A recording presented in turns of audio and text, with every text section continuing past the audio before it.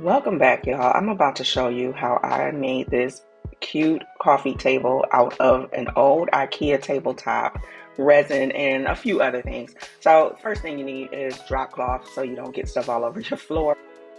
I also got these painter's tripods to keep the tabletop elevated from the floor. It I got the strongest masking tape I could find. I don't recommend that, and I'll tell you why later on in the video. I also needed to sand off all that old acrylic and polish, so I bought this orbital sander from Walmart. I also needed some clear cups so I could mix the resin and the paint. I'm going to be using acrylic paint for the colors. This is the main color, white, since it's going to cover most of those stains on the table.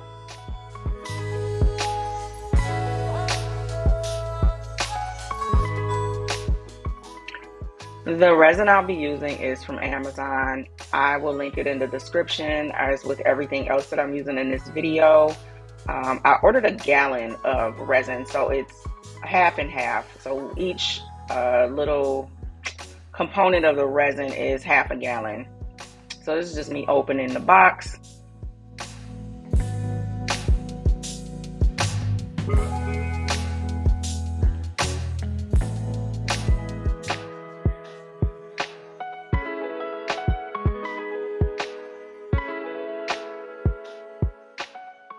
So it came with these measuring cups, which I think are super helpful. I'm going to be using those a lot during this process. There's some other little mixing cups, some pumps that I think are also really helpful. Since these are bigger bottles, you can pump the resin components out. And it came with some gloves. I did use the gloves one time, but then I ended up switching to my heavy duty gloves that I used to do nails. So it comes in two parts. If you don't know about resin, you need to mix one part with the other part, equal parts, to make your resin and get it to harden. This is one of those little slider things to level things out. And then some like pipettes and popsicle sticks to mix everything together. The pipettes are to drop like alcohol ink, but I won't be using those really today.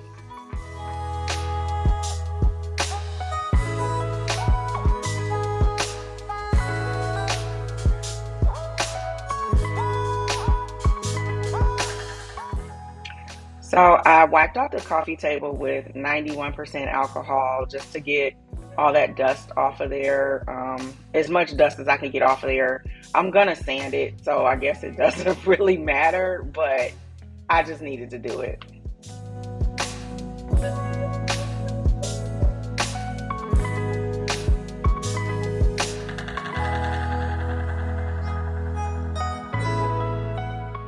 Okay, so once I wiped it down, it's time to get to sanding. This sander is kind of cool because it's supposed to suck up a lot of the dust on that back part there. So here's me trying to figure out how to turn it on. Figured it out, and it's kind of loud. I'm glad I have this clip muted, but it's kind of loud, but it got the job done. I was doing the sanding and I realized I needed something a little grittier, so I needed to go to a lower grit. If you don't know, I learned this from doing nails, but the lower the grit, the more coarse any type of filing tool is. So I'm filing, I think, right here with the 80 grit, and it's doing a little bit, but it's not really doing enough.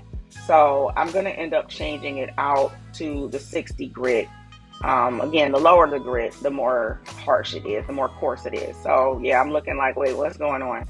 So this is me changing it out. This sander came with 3 or 4 sanding pads, so you can change it and see which one works better for whatever project you're doing. So now I got the 60 grit one, and I'm going back in, and it's working a lot better.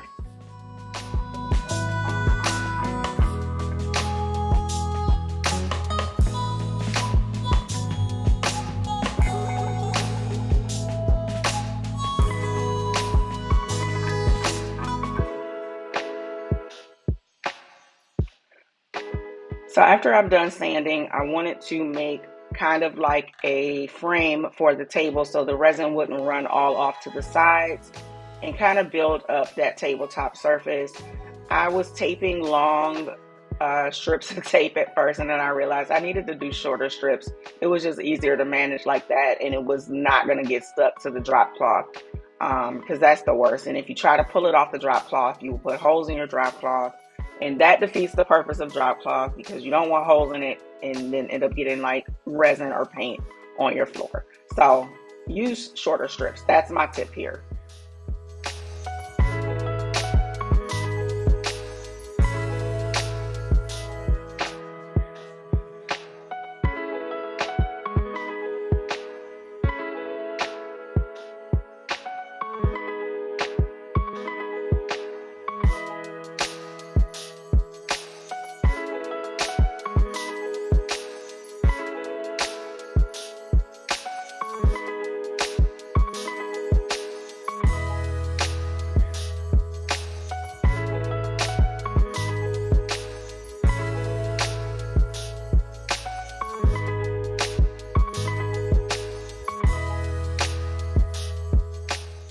Okay, so I ended up doing two different sets of strips around the top of the table. Again, I wanted to make it look like a frame to kind of keep the resin contained until I was ready to finish it off.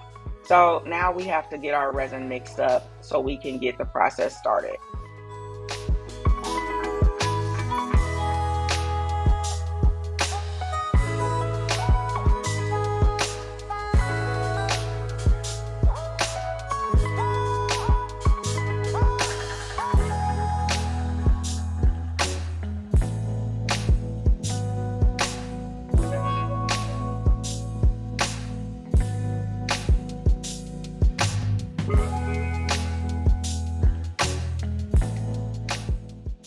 So I'm going to be pumping one part of A and one part of B into separate measuring cups. I used 100 milliliters of each, so 200 milliliters total of the resin mixture. And then I was doing some research, and when you use acrylic paint, you want to use about 10 milliliters of acrylic paint. So for every 100 milliliters, so about 10%. So I ended up doing 20 milliliters of white acrylic paint to mix with the resin as well. So I used a separate measuring cup for that.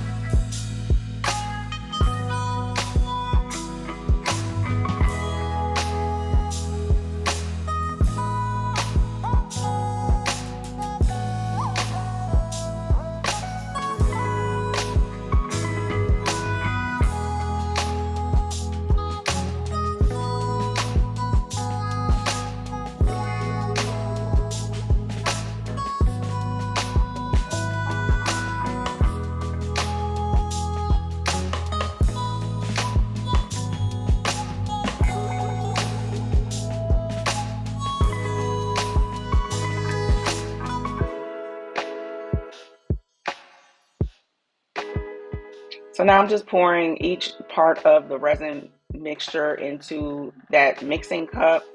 And once I'm done getting it all in there, I'm gonna pour the white acrylic paint in there. I'm also linking that in the description if I didn't say that already, but I think I did.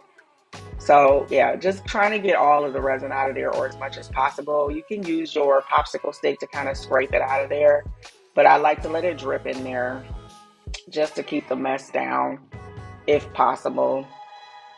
And then we're just going to dump in our white acrylic paint, and then after we get all of that out, we're going to start our mixing.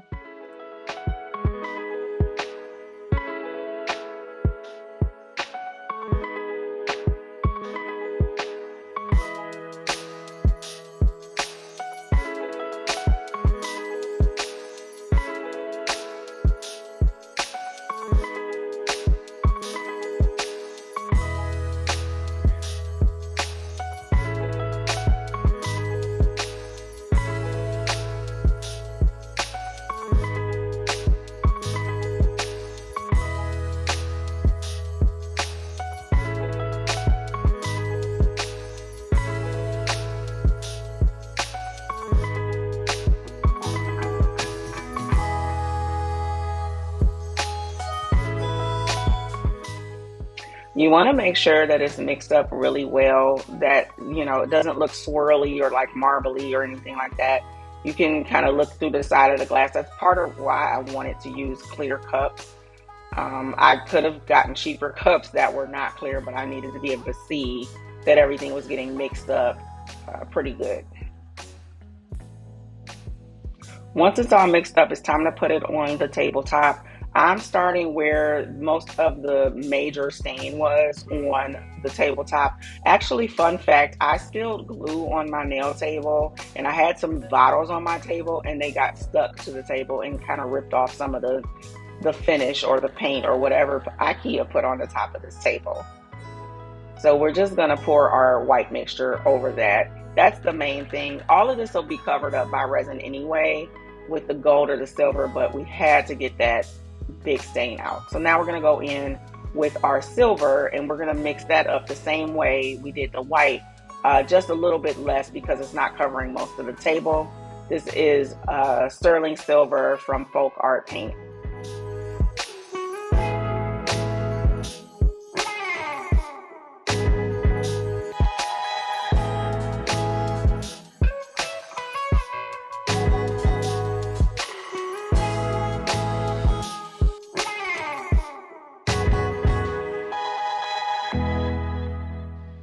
And it looks kind of wild right now, but I'm just kind of mixing the white and the silver together just so it doesn't just look like two big blotches of paint on the table. Kind of making a marbly, swirly effect, just moving it around and kind of getting it mixed together so it looks sort of marbled. More techniques that you learn from being a nail tech. I've realized that, art is art and a lot of the techniques are pretty much the same. Then I'm just going to go back in with some more white that I mixed up. I actually threw a little bit of silver chrome in here. I will link the silver chrome in the description as well. I didn't show it on the screen. But yeah, kind of just making my way around the table to cover up everything and get everything mixed together pretty good, but still have distinct sections on each part of the table.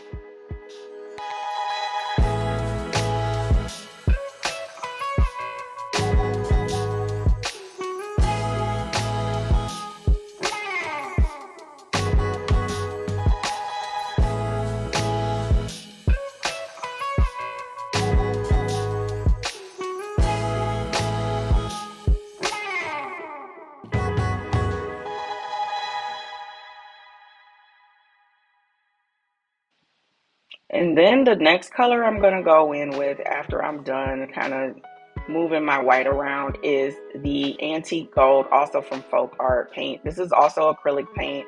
I did drop a little bit of gold chrome in there and I'm swirling it around. I ended up sprinkling some chrome on top of the resin as well because you couldn't really see the chrome that great when you mix it in like that.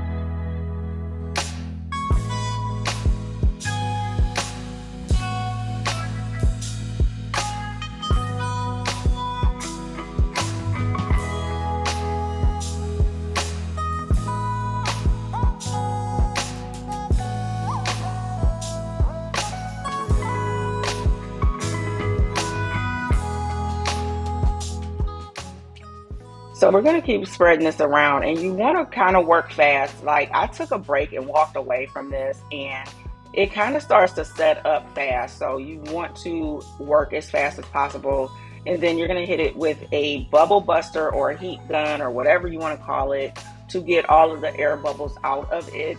I will not recommend this heat gun, but I will link it in the description. The cord is really, really short, and it was kind of annoying. Also, for bigger projects like a tabletop, you probably just want something more powerful and larger so you can do more in less time, because this took forever.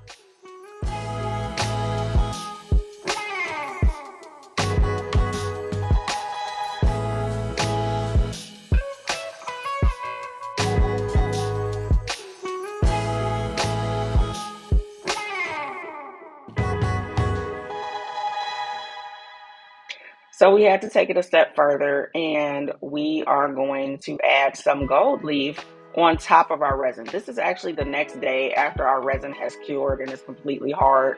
So don't do this while your resin is still wet. You want to let it dry overnight and then do any type of additions the next day. So I'm using these foam brushes also from Walmart, and some Mod Podge also from Walmart. And I'm going to just use my foam brush to brush on some of the Mod Podge, and don't let it dry. This is another tip. Don't let the Mod Podge dry completely. You're going to want it to still be a little bit tacky when you try to put your gold leaf on.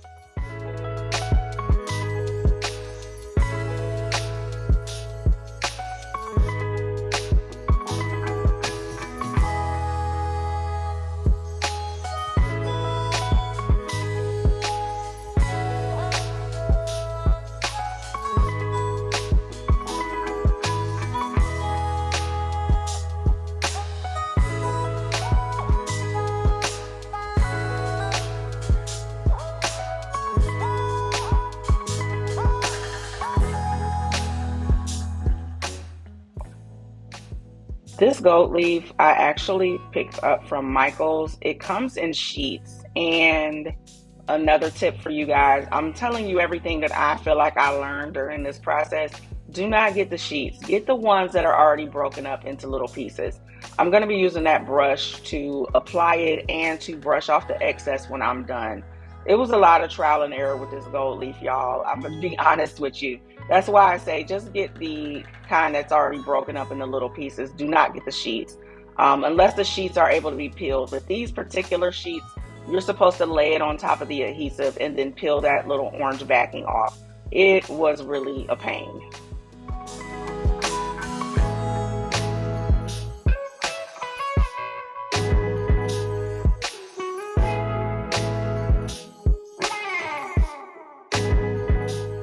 Okay, so here's me brushing off the excess. It's literally everywhere. I'm gonna end up having to like blow this off with a blow dryer, like blow off all that extra gold that I don't want. I didn't want it sprinkled all over the table.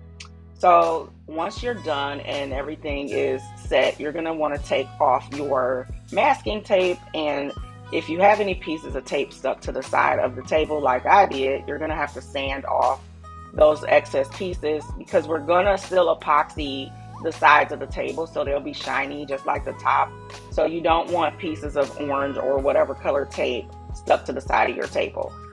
This part wasn't really too bad, but I did realize I needed to go over some of the sides of the table with the white paint because I had really buffed off too much white paint.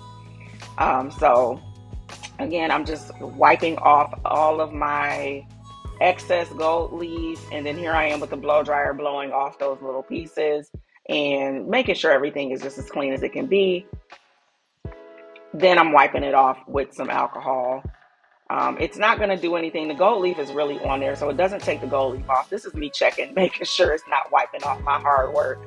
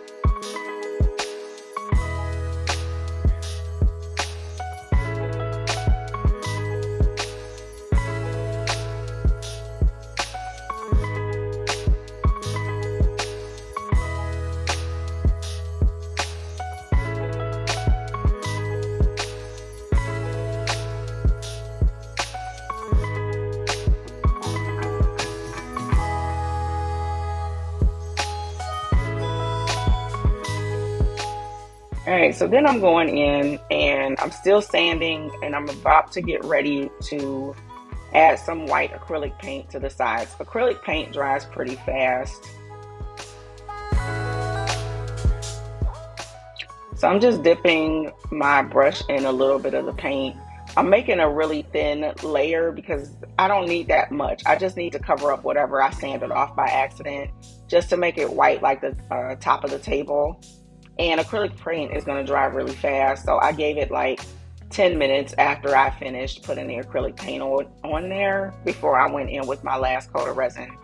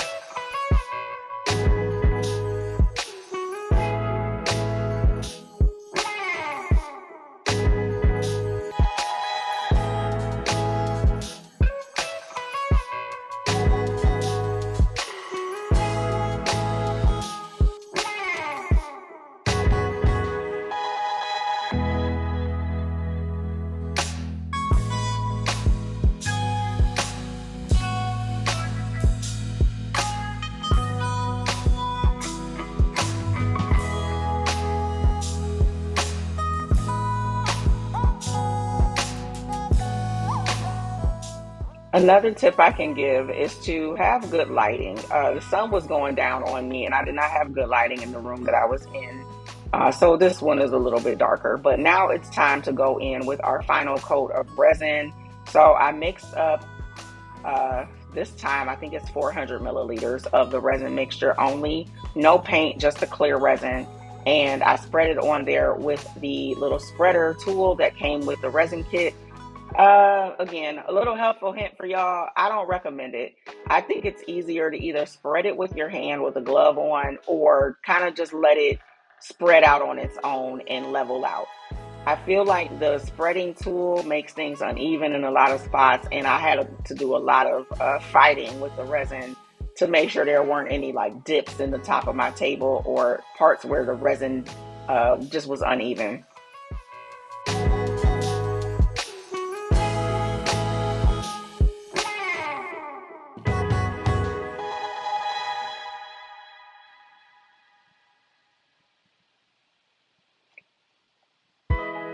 Okay, so we let that cure overnight. So the next day, that's why it's so bright. We're tapping on it to make sure it's hard. It's gonna make like a clicking sound if it's completely cured. So we dried it, and now it's time to flip the tabletop over so we can sand off any resin that may have dripped down the sides. If you don't sand that off, you're gonna have those little drip marks on the underside of your table. Some people won't be bothered by that. I'm not one of those people. So I just went around the edges of the table with the sander. I didn't want to press too hard because this is an old tabletop that I was recycling. It's already kind of like cheap anyway, so I didn't want to like damage anything. This underside is almost like a cardboard.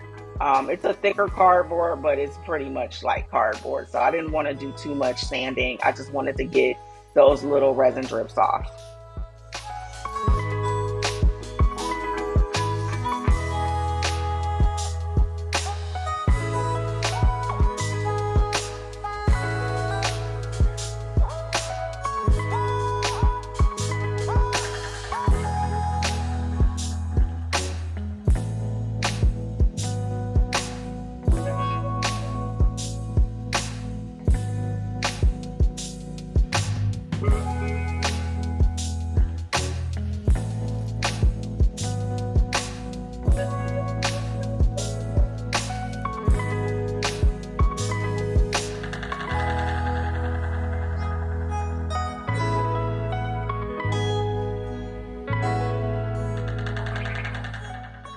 And of course, now it's time to clean up. At some point, I put the little sheet in between my plastic because I had ripped off some pieces of the plastic by accident with that tape.